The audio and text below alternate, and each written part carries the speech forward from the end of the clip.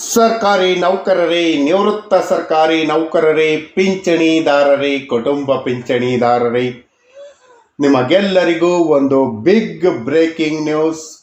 Bumper gift. Basava Jayanti ಹಬ್ಬದ ಶುಭ ಸಂದರ್ಭದಲ್ಲಿ ಪ್ರತಿಯೊಬ್ಬ ಸರ್ಕಾರಿ ನೌಕರರು, ನಿವೃತ್ತ ಸರ್ಕಾರಿ ನೌಕರರು, ಪಿಂಚಣಿದಾರರಿಗೆ ಸರ್ಕಾರ ಬಂಪರ್ ಗಿಫ್ಟ್ ನೀಡಿದೆ. ಭಾರಿ ಲಾಭಕರವಾದ ಮಾಹಿತಿಯನ್ನು ಈ ದಿನ ನಿಮ್ಮೊಂದಿಗೆ ಹಂಚಿಕೊಳ್ತಾ ಇದ್ದೀನಿ. ಪ್ರತಿಯೊಬ್ಬರು ತಪ್ಪದೆ ಕೊನೆವರೆಗೂ ಈ ವಿಡಿಯೋ ನೋಡಿ. ಸ್ನೇಹಿತರೆ, ಈ ತಿಂಗಳಲ್ಲಿ ನಾನು ಮಾಡಿರೋ ಎಲ್ಲ ವಿಡಿಯೋಗಳಲ್ಲೂ ನಾನು ತಿಳಿಸಿದ್ದೀನಿ, ಸರ್ಕಾರ ಬಸವ ಜಯಂತಿ ಹಬ್ಬದ ಒಳಗಾಗಿ ನಿಮಗೆ ಬಂಪರ್ ಗಿಫ್ಟನ್ನು ಕೊಡುತ್ತೆ ಅಂತ ಹೇಳಿದ್ದೀನಿ.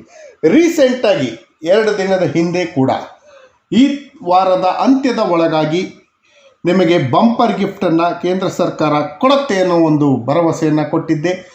ಆ ಭರವಸೆ ಈಡೇರಿದೆ. ಕೇಂದ್ರ ಸರ್ಕಾರ ಸರ್ಕಾರಿ ನೌಕರರು ಹಾಗೂ ನಿವೃತ್ತ ಸರ್ಕಾರಿ ನೌಕರರು ಬೆಲೆ ಏರಿಕೆಯಿಂದ ಬಳಲುತ್ತಿದ್ದಂಥ ನೌಕರರಿಗೆ DA ಹೆಚ್ಚಳ ಮಾಡಿ ಆದೇಶ ಮಾಡಿದೆ. ಇದರಿಂದಾಗಿ ಸರ್ಕಾರಿ ನೌಕರರ ಸಂಬಳ ಹಾಗೂ ಪಿಂಚಣಿಗಳಲ್ಲಿ ಭಾರಿ ಹೆಚ್ಚಳ ಆಗತ್ತೆ.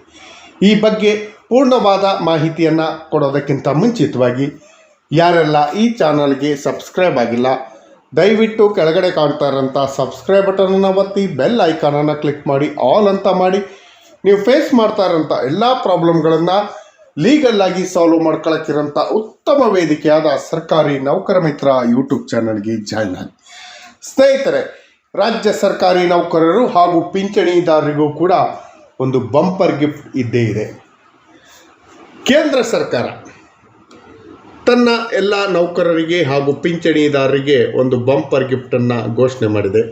ಬೆಲೆ ಏರಿಕೆಯಿಂದ ಬಳಲುತ್ತಿದ್ದಂಥ ಸರ್ಕಾರಿ ನೌಕರರು ಹಾಗೂ ನಿವೃತ್ತ ಸರ್ಕಾರಿ ನೌಕರರಿಗೆ DA ಹೆಚ್ಚಳ 2% DA ಹೆಚ್ಚಳ ಮಾಡಿ ಆದೇಶವನ್ನು ಮಾಡಿದೆ. 2% ಯಾವುದಕ್ಕೂ ಸಾಕಾಗಲ್ಲ. ನಾವು 4 ಅಥವಾ 5% ನಿರೀಕ್ಷೆ ಮಾಡಿದ್ದು. ಆದರೆ ಕೇಂದ್ರ ಸರ್ಕಾರ ಈ ದಿನ ಕ್ಯಾಬಿನೆಟ್ ಸಭೆಯಲ್ಲಿ ತನ್ನ ನೌಕರರು ಹಾಗೂ ಪಿಂಚಣಿದಾರರಿಗೆ 2% DAಯನ್ನು ಹೆಚ್ಚಳ ಮಾಡಿ ಆದೇಶವನ್ನು ಹೊರಡಿಸಿದೆ. ಈ ಆದೇಶದ ಪ್ರತಿಯನ್ನು ಕೂಡ ಹಾಕಿದ್ದೀನಿ, ತಾವು ನೋಡ್ಕೊಬೋದು. ಈ ಚಾನಲ್ನ ವಸ್ತುನಿಷ್ಠತೆ ಎಷ್ಟಿದೆ ಅನ್ನೋದು ನಿಮಗೆ ಗೊತ್ತಾಗತ್ತೆ. ಇದ್ರ ಬಗ್ಗೆ ಸಂಪೂರ್ಣ ಮಾಹಿತಿ ಇಲ್ಲಿದೆ. ಪ್ರತಿಯೊಬ್ಬ ಸರ್ಕಾರಿ ನೌಕರರೇ, ನಾನು ಮೊದಲೇ ಹೇಳಿದ ಹಾಗೆ ಬಸವ ಜಯಂತಿ ಹಬ್ಬಕ್ಕೆ ಒಂದು ಬಂಪರ್ ಗಿಫ್ಟನ್ನು ಸರ್ಕಾರ ಕೊಟ್ಟಿದೆ.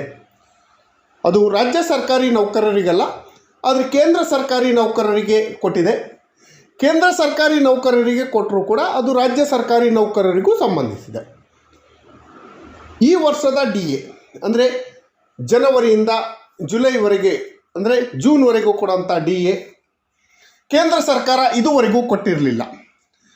ಹಾಗಾಗಿ ನೌಕರರು ಆತಂಕಕ್ಕೆ ಒಳಗಾಗಿದ್ದರು. ನೌಕರರು, ಪಿಂಚಣಿದಾರರು ಈ ಆತಂಕವನ್ನು ನಿವಾರಣೆ ಮಾಡುವಂಥ ಕೆಲಸಕ್ಕೆ ಕೇಂದ್ರ ಸರ್ಕಾರ ಕೈ ಹಾಕಿದ್ದು.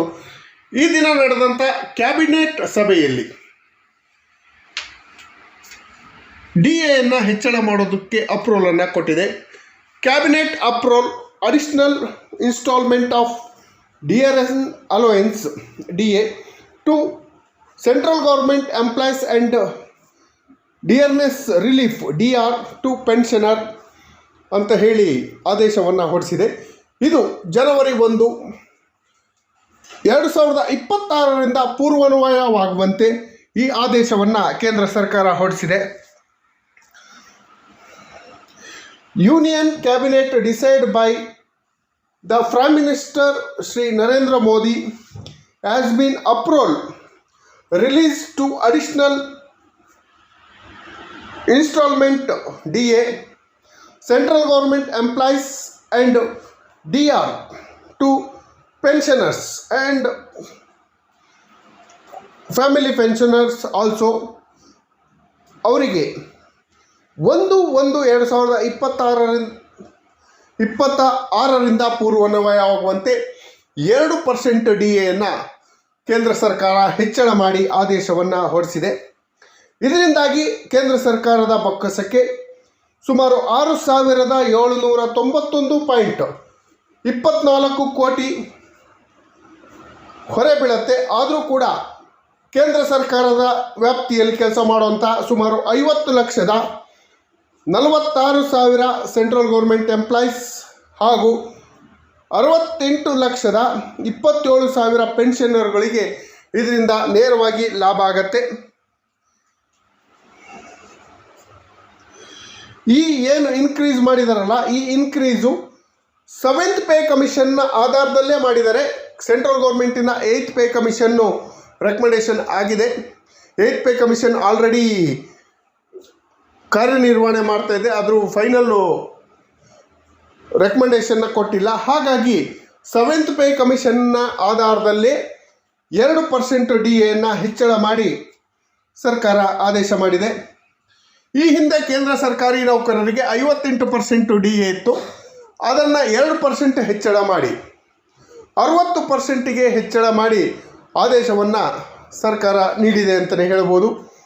ಇದರಿಂದ ರಾಜ್ಯ ಸರ್ಕಾರಿ ನೌಕರರಿಗೆ ಏನು ಲಾಭ ಅಂತ ನೀವೆಲ್ಲ ಕೇಳ್ಬೋದು. ಸಹಜವಾಗಿ ಕೇಂದ್ರ ಸರ್ಕಾರ ಕೊಡುವಂಥ DAಯಲ್ಲಿ ಅದೇ ಪ್ರಮಾಣದಲ್ಲಿ ರಾಜ್ಯ ಸರ್ಕಾರಿ ನೌಕರರಿಗೂ ಕೂಡ DA ಕೊಡ್ತಾರೆ. ಕೇಂದ್ರ ಸರ್ಕಾರ ಅನೌನ್ಸ್ ಮಾಡಲಿ ಅಂತ ರಾಜ್ಯ ಸರ್ಕಾರ ವೆಯ್ಟ್ ಮಾಡ್ತಾ ಇರತ್ತೆ. ಈಗ ಕೇಂದ್ರ ಸರ್ಕಾರ ಅನೌನ್ಸ್ ಮಾಡಿರೋದ್ರಿಂದ ರಾಜ್ಯ ಸರ್ಕಾರ ಕೂಡ ತನ್ನ ನೌಕರರಿಗೆ, ಪಿಂಚಣಿದಾರರಿಗೆ, ಕುಟುಂಬ ಪಿಂಚಣಿದಾರರಿಗೆ DAಯನ್ನು ಅನೌನ್ಸ್ ಮಾಡುತ್ತೆ. ಇನ್ನೇನು ಈ ವಾರ ಕಂಪ್ಲೀಟ್ ಆಗಿದೆ. ನೆಕ್ಸ್ಟು ವೀಕಲ್ಲಿ ಬಸವ ಜಯಂತಿ ಹಬ್ಬಕ್ಕೆ ಒಳಗಾಗಿ ಅಥವಾ ಅದರ ನಂತರ ರಾಜ್ಯ ಸರ್ಕಾರಿ ನೌಕರರಿಗೂ ಕೂಡ DAಯನ್ನು ಮಾನ್ಯ ಮುಖ್ಯಮಂತ್ರಿಗಳಾದ ಸಿದ್ದರಾಮಯ್ಯ ಅವರು ಅನೌನ್ಸ್ ಮಾಡ್ತಾರೆ. 2 ಥಿಯರಿಗಳು ನಡೀತಾ ಇದೆ. ಕೇಂದ್ರ ಸರ್ಕಾರ ಈ ಸಲ ಬರೀ 2% DAಯನ್ನು ಅನೌನ್ಸ್ ಮಾಡಿದೆ. ನೌಕರರು 4-5% DA ನಿರೀಕ್ಷೆಯನ್ನು ಮಾಡ್ತಾಯಿದ್ರು.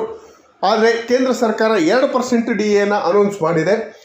ಈಗ ನಮ್ಮ ಕರ್ನಾಟಕಕ್ಕೆ ಎಷ್ಟು ಸಿಗ್ಬೋದು ಅಂತ ನೋಡೋದಾದರೆ 7th ಪೇ ಕಮಿಷನ್ ರೆಕಮೆಂಡೇಶನ್ ಆಧಾರದಲ್ಲಿ ಕೇಂದ್ರ ಸರ್ಕಾರ ಕೊಡುವಂಥ 1% DAಗೆ ರಾಜ್ಯ ಸರ್ಕಾರ 0.722% ಅಂದರೆ 1.5% DAನಂತೂ ಕನ್ಫರ್ಮ್ ಆಗಿ ಸಿಗತ್ತೆ. ಆದರೆ ರಾಜ್ಯ ಸರ್ಕಾರಿ ನೌಕರರು ಹಾಗೂ ಪಿಂಚಣಿದಾರರ ಮನವಿ ಏನು ಅಂತ ಹೇಳಿದ್ರೆ, ಕೇಂದ್ರ ಸರ್ಕಾರಿ ನೌಕರರು ಹಾಗೂ ರಾಜ್ಯ ಸರ್ಕಾರಿ ನೌಕರರಿಗೆ ಇರುವಂಥ ಬೆಲೆಗಳೆಲ್ಲ ಒಂದೇ. ಹಾಗಾಗಿ ಕೇಂದ್ರ ಸರ್ಕಾರಿ ನೌಕರರಿಗೆ ಎಷ್ಟು DAಯನ್ನು ಘೋಷಣೆ ಮಾಡಿದರೋ ಅಷ್ಟೇ DAಯನ್ನು ನಮಗೂ ಕೂಡ ಘೋಷಣೆ ಮಾಡಬೇಕು ಅಂತ ಹೇಳಿ ಮನವಿಯನ್ನು ಮಾಡ್ಕೊಂಡಿದ್ದಾರೆ. ಹಾಗಾಗಿ ಮಾನ್ಯ ಮುಖ್ಯಮಂತ್ರಿಗಳು ನಮಗೂ ಕೂಡ 2% DA ಕೊಡುವಂಥ ಸಾಧ್ಯತೆಗಳು ಇದೆ ಅಂತ ಹೇಳಿ ತಿಳಿದು ಬಂದಿದೆ. ಇದಕ್ಕೆ ಸಂಬಂಧಪಟ್ಟ ಹಾಗೆ ವಿವರವಾದ ವಿಡಿಯೋನ ಮುಂದೆ ತೆಗೆದುಕೊಂಡು ಬರ್ತೀನಿ.